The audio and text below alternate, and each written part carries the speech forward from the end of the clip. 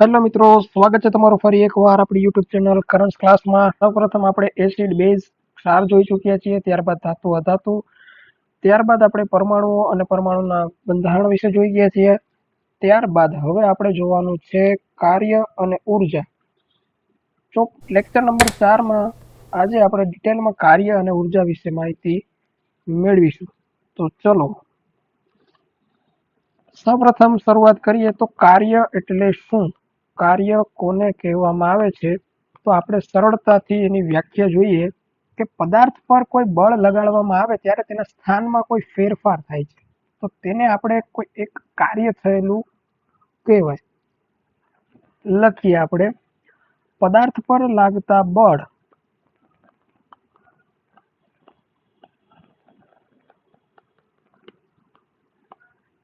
અને થતા સ્થાનાંતર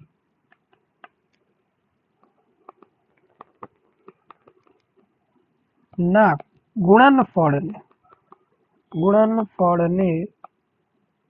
કાર્ય કહે છે. કાર્યનું સૂત્ર આપણે લખવું હોય તો આ રીતે લખી શકીએ છીએ, બળ ગુણ્યા સ્થાનાંતર. બળને F વડે અને સ્થાનાંતર અંતર D વડે દર્શાવી શકીએ. હવે આપણને ખ્યાલ છે કાર્યનો એકમ, તો આપણને ખ્યાલ છે બળનો એકમ થાય છે ન્યૂટન અને સ્થાનાંતરનો એકમ થાય છે મીટર. તો આ બંનેનો એકમ મિક્સ કરી અને આપણે કાર્યનો એકમ લખવો હોય તો આપણે લખી શકીએ ન્યૂટન ઇન્ટુ મીટર, જે કાર્યનો એકમ છે. હવે આપણે જોવાનું છે તેનો એસઆઈ એકમ પદ્ધતિ પ્રમાણે શું કહી શકાય. તો એસઆઈ એકમ પદ્ધતિ પ્રમાણે કાર્યનો એકમ જૂલ છે અને સીજીએસ એકમ પદ્ધતિ પ્રમાણે તેનો એકમ અર્ગ છે. તો આ પણ એક ઇમ્પોર્ટન્ટ છે. ત્યારબાદ આપણે એક વધારાની એક્સ્ટ્રા માહિતી જોઈ લઈએ કે 1 જૂલ એટલે કેટલા અર્ગ થાય. તો એના માટે આપણે લખીશું 1 જૂલ એટલે 10⁷ અર્ગ થાય છે. ચાલો, આ હતું આપણું કાર્ય. કાર્યની રાશિ કઈ છે તો એ પણ આપણે લખી દઈએ, કાર્ય એ અદિશ રાશિ છે. ચાલો, તો આ હતું આપણું કાર્ય. કાર્યમાં આપણે વધુ ડિટેલ જોવાની નથી, પણ ઉર્જામાં આપણે વધુ માહિતી જોવાની થશે. ટૂંકમાં કહીએ તો આ ચેપ્ટર એટલું લાંબુ નહીં ચાલે, શોર્ટ માહિતી છે, ફેક્ટ બેઝ પૂછાય એ રીતની માહિતી છે. તો હવે આપણે જોવાના છીએ ઉર્જા. તો ઉર્જાની સૌપ્રથમ વ્યાખ્યા આપણે આપવી હોય તો કહી શકીએ કે કોઈ પણ પદાર્થની કાર્ય કરવાની ક્ષમતાને તે પદાર્થની ઉર્જા કહે છે. તો ઉર્જાની વ્યાખ્યા આપણે આપવી હોય, કોઈ પણ પદાર્થની કાર્ય કરવાની ક્ષમતાને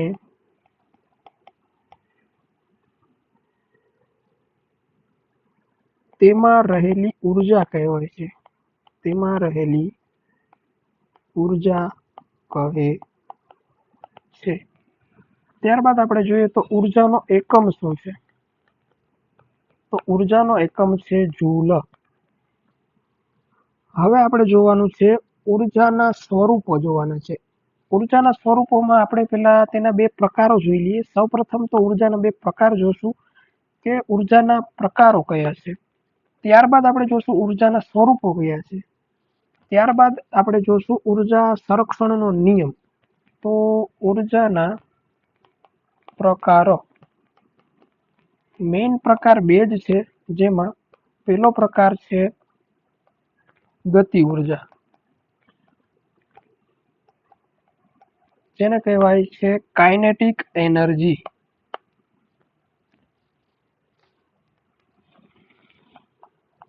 કાઇનેટિક એનર્જી જેનું સૂત્ર થાય છે 1/mv², જે આપણને વારે ઘડીએ પૂછાતું હોય છે. વ્યાખ્યાયિત તરીકે લખવી હોય તો એને આપણે લખી શકીએ કે ગતિને કારણે પદાર્થની કાર્ય કરવાની ક્ષમતાને ગતિ ઉર્જા કહેવાય છે. કોઈ પદાર્થની ગતિને કારણે પદાર્થની કાર્ય કરવાની ક્ષમતા. ઉદાહરણ તરીકે આપણે જોઈ શકીએ કે બંદૂકમાંથી નીકળતી ગોળી ગતિ ઉર્જાનું સ્વરૂપ છે. ત્યારબાદ બીજો આપણે જે પ્રકાર જોવાનો છે તે છે સ્થિતિ ઉર્જા.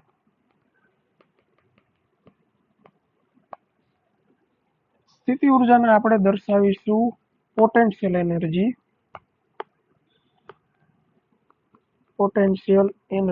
પોટેન્શિયલ એનર્જીને આપણે સૂત્ર સ્વરૂપે લખવું હોય તો mg અને h, જેમાં આપણે m એટલે દળ હશે, g એટલે ગુરુત્વ પ્રવેગ હશે. ગુરુત્વ પ્રવેગને આપણે ગુરુત્વાકર્ષણમાં સમજીશું. g નું મૂલ્ય શું છે તે આપણે એક સાથે આપણો ટોપિક છે બળ અને ગતિના નિયમો, તેમાં સંપૂર્ણ ડિટેલમાં ગુરુત્વાકર્ષણ બળ આવશે, તેની સાથે આપણે ગુરુત્વ પ્રવેગ ભણીશું. અત્યારે તમે ખાલી g એટલે ગુરુત્વ પ્રવેગ એવું યાદ રાખી શકો છો અને h એટલે ઊંચાઈ. હવે સ્થિતિ ઉર્જાને વ્યાખ્યાયિત કરવી હોય તો જેમ ગતિ ઉર્જાને કારણે આપણે પદાર્થને કાર્ય કરવાની ક્ષમતા કીધી હતી, તેવી જ રીતે આમાં પણ પદાર્થની સ્થિતિને કારણે પદાર્થની કાર્ય કરવાની ક્ષમતા.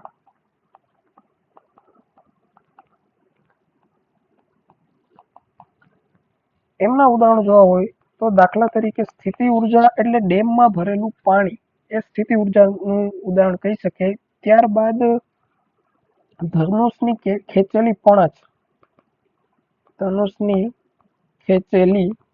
પણછ, ત્યારબાદ કહી શકીએ તો ચાવી વાળું રમકડું.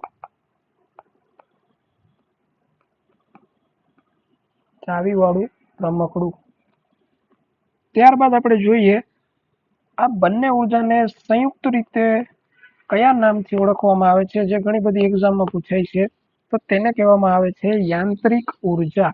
તો ગતિ ઉર્જા પ્લસ સ્થિતિ ઉર્જાને કયા નામથી ઓળખવામાં આવે છે, તો કે યાંત્રિક ઉર્જા. તો આ હતા મેન બે પ્રકાર ઉર્જાના પ્રકાર. ત્યારબાદ આપણે જોવાના થશે હવે ઉર્જાના સ્વરૂપો, જેમાં આપણે ઘણી બધી ઉર્જાઓ વિશે ખ્યાલ મેળવીશું, જેમ કે સ્થિતિ ઉર્જા, વિદ્યુત ઉર્જા, રાસાયણિક ઉર્જા અને ન્યુક્લિયર ઉર્જા વગેરે જેવી જે મોસ્ટ ઓફલી ઉર્જાઓ આપણને પૂછાઈ શકે છે તેવી ઉર્જાઓને આપણે જોઈશું. શરૂઆત કરીશું આપણી વિદ્યુત ઉર્જાથી. સૌપ્રથમ ઉર્જા આપણે જોશું વિદ્યુત ઉર્જા. હવે જે આપણે જોઈએ છે જે ગતિ ઉર્જાના પ્રકાર નથી, પરંતુ તે ઉર્જાના સ્વરૂપો છે.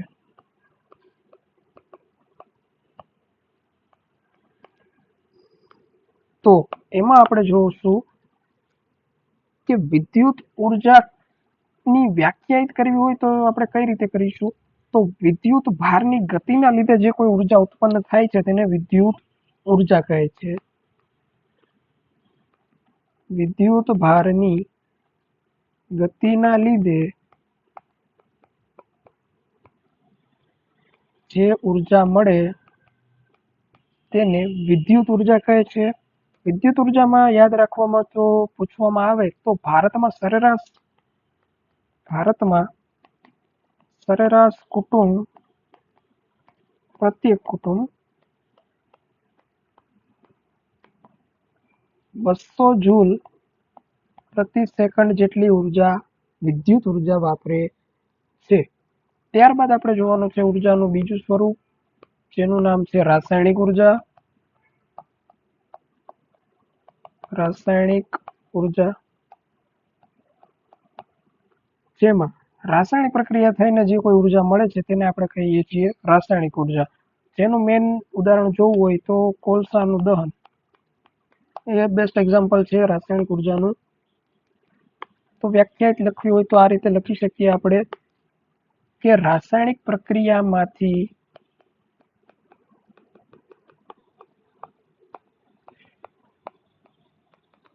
મળતી ઉર્જા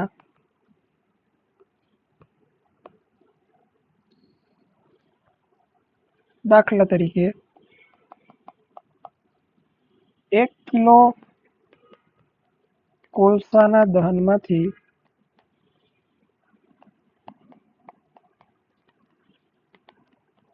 3 ગુણ્યા 10⁷ જૂલ જેટલી ઉર્જા મુક્ત થાય છે.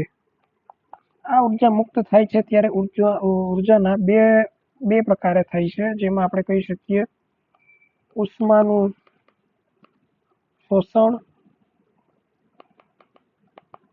અને ઉષ્માક્ષેપક. ઉષ્માક્ષેપક એટલે ઉર્જા મુક્ત થવી.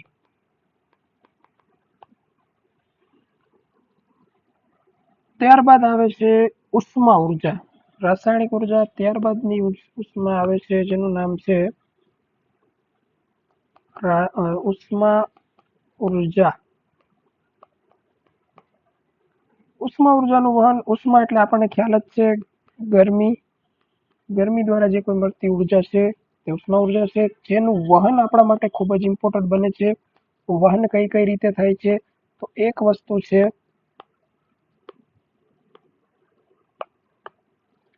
ઉષ્માનયન, ઉષ્મા વિકિરણ અને ઉષ્મા વહન. ઉષ્માનયન પ્રવાહીમાં થાય છે, ઉષ્મા વહન ઘન પદાર્થમાં થાય છે અને ઉષ્મા વિકિરણ શૂન્ય અવકાશમાં થાય છે. ઉષ્માનયન એટલે પ્રવાહીમાં થતું ઉષ્માનું વહન. દાખલા તરીકે કોઈ પ્રવાહી ભરેલું પાત્ર છે, તો આ પ્રવાહી પાત્રમાં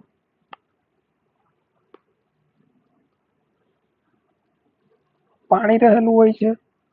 હવે આ પાણીમાં નીચે કોઈ બર્નર દ્વારા આપણે એને આગથી ગેસ આપવામાં આવે, ગેસ શરૂ કરવામાં આવતો હોય, તો ત્યારે આ જે ઉર્જા પ્રવાહી રહેલું હોય છે તે ગરમ થાય છે. ગરમ થતા તે ઉપરની સાઈડ જાય છે અને ઉપર રહેલું ઠંડુ પ્રવાહી નીચે તરફ આવે છે. તો આ જે ગાળો બને છે અને જે ઉષ્માનું વહન થાય છે તે ઉષ્માનયન છે. તેવી જ રીતે ઉષ્મા વહન છે. તો અહીં આપણે એક ધાતુનો સળિયો છે,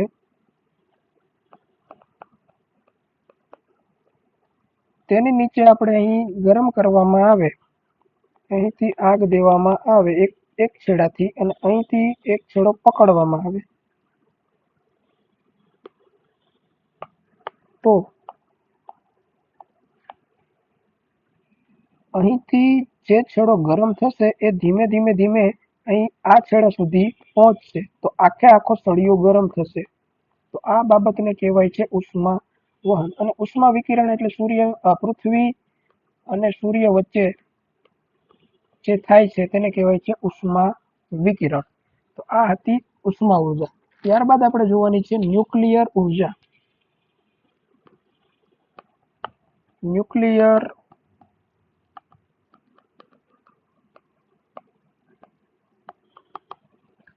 ન્યુક્લિયર ઉર્જામાં આપણે સૌને ખ્યાલ જ છે કે જે પરમાણુ ઉર્જા તરીકે ઓળખાય છે. તો ન્યુક્લિયર ઉર્જાના સંલયન અને વિખંડન જેવી પ્રક્રિયાઓમાં પદાર્થો જે વપરાશમાં લેવાય છે, જેમ કે યુરેનિયમ, થોરિયમ, પ્લુટોનિયમ જેવા ભારે પદાર્થો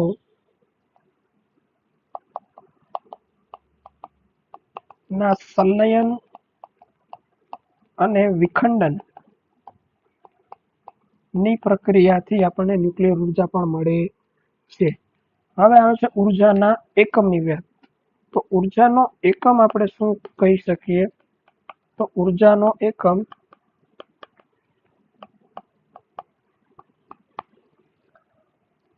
કિલોવોટ અવર છે. કિલોવોટ અવર છે, જેમાં 1 કિલોવોટ અવર એટલે 3.6 ગુણ્યા 10⁶ જૂલ મળે છે, જેને આપણે 1 યુનિટ કહીએ છીએ. તો આ હતી સંપૂર્ણ આપણી ઉર્જા વિશેની માહિતી. ત્યારબાદ એક નાની એવી ભૌતિક રાશિ બીજી પણ આવે છે, જેનું નામ છે પાવર, જેમાંથી પણ પ્રશ્નો બનતા હોય છે. તો આપણે અહીંયા પાવરને પણ સમજી લઈએ. 2 જ મિનિટ થશે તો આપણે પાવર વિશે જોઈએ. તો એકમ સમયમાં થતા કાર્યને પાવર કહેવામાં આવે છે. એકમ સમયમાં થતા કાર્યને પાવર કહે છે. પાવરને આપણે સૂત્ર તરીકે લખવું હોય તો પાવર બરાબર કાર્ય અથવા ઉર્જા ના છેદમાં સમય, અથવા તમે એમ લખી શકો એકમ સમયમાં થતા કાર્ય અથવા એકમ સમયમાં થતા ઉર્જાના વપરાશને પણ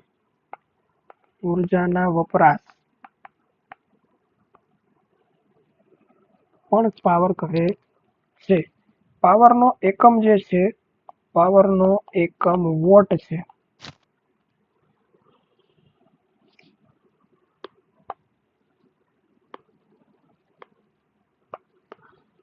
વોટ છે, જેની શોધ વૈજ્ઞાનિક જેમ્સ વોટના દ્વારા કરવામાં આવી હતી. ત્યારબાદ છે બીજો એકમ કેવો હોય તો જૂલ પ્રતિ સેકન્ડ પણ છે, જે પાવરનો એકમ છે. ત્યારબાદ એક ફેક્ટ માટે યાદ રાખવું હોય તો આપણે છે 1 હોર્સ પાવર એટલે કેટલા વોટ થાય, તો એ પણ અહીં પૂછાય છે. આપણે 1 HP બરાબર 746 વોટ અથવા તો 0.746 કિલોવોટ. આ હતું આપણું કાર્ય, ઉર્જા અને સાથે સાથે અહીં તમને પાવરની પણ માહિતી આપી દીધી. તો અહીંયા આપણે ડિટેલમાં ઉષ્માના સ્વરૂપો, ઉર્જાના સ્વરૂપો, તેવી જ રીતે આપણે કાર્યની સમજ પણ આપી દીધી હતી. તો આ સાથે આપણો કાર્ય અને ઉર્જાનો ટોપિક સંપૂર્ણ પૂર્ણ થાય છે. તો હવે પછીના ચેપ્ટરમાં આપણે જોવાનું છે ગતિ, બળ અને ગતિના નિયમો. ખૂબ જ અગત્યનો ટોપિક છે. તમને આ ટોપિક પરથી કેવું રહ્યું આ લેક્ચરમાંથી? હવે પછીના લેક્ચરમાં કોઈ પણ સુધારા વધારા કરવા હોય તો તમે મને સૂચન કરી શકો છો. ત્યાં સુધી લાઈક કરો, શેર કરો અને સબસ્ક્રાઇબ કરો. ધન્યવાદ.